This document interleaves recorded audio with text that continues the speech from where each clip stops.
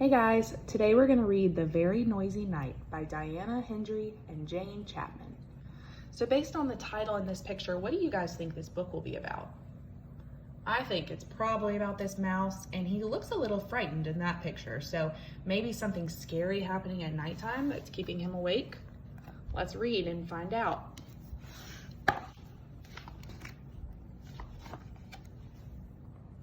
It was the middle of the night, and Big Mouse was fast asleep in his big bed.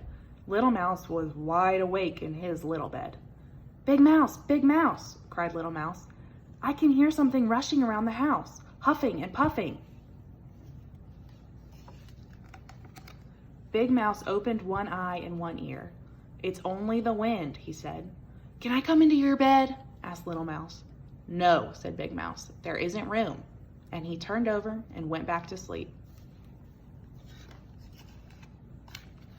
Little Mouse lay listening to the wind. Then suddenly, between a huff and a puff, came a tap, tap, tap, tap. Little Mouse climbed out of bed, opened the front door just a crack, and peeked out. Whoosh went the wind, but there was no one outside. Big Mouse, called Little Mouse. I can hear someone tapping. Perhaps there's a burglar on the roof. Big Mouse got out of bed and opened the bedroom curtains. Look, he said, it's only a branch tapping on the window. Go back to sleep. Can I come into your bed? Asked Little Mouse. No, said Big Mouse, you wriggle.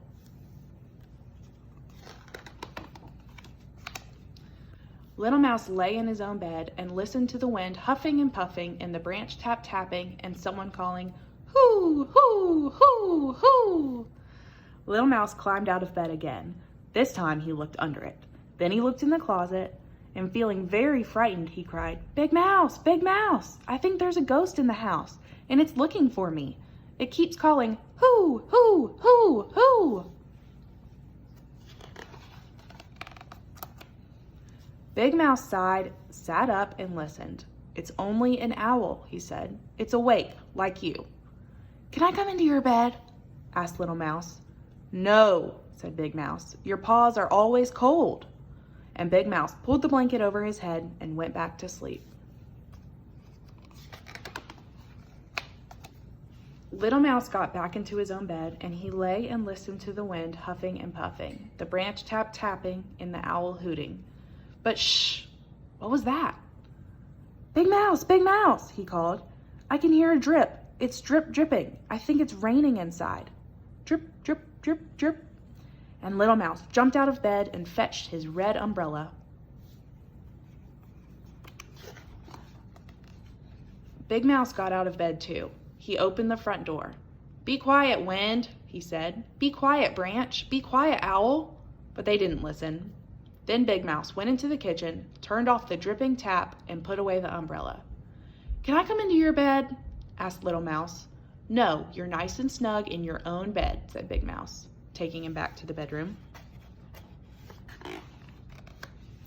Little Mouse lay and listened to the wind huffing and puffing, the branch tapping, and the owl hooting. And just as he was beginning to feel very sleepy indeed, he heard, wee, wee, wee. Big Mouse, he called. You're snoring.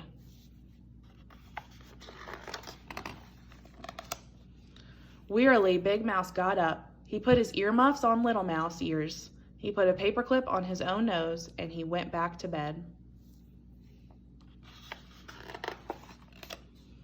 Little Mouse lay and listened to nothing.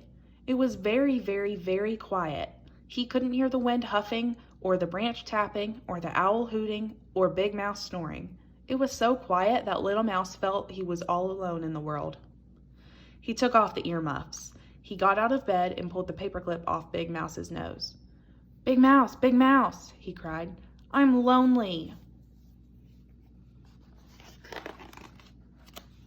Big Mouse flung back his blanket. Better come into my bed, he said. So Little Mouse hopped in, and his paws were cold, and he needed just a little wriggle before he fell fast asleep.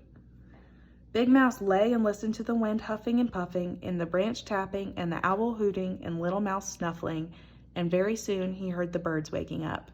But neither of them heard the alarm clock. because they were both fast asleep. The end.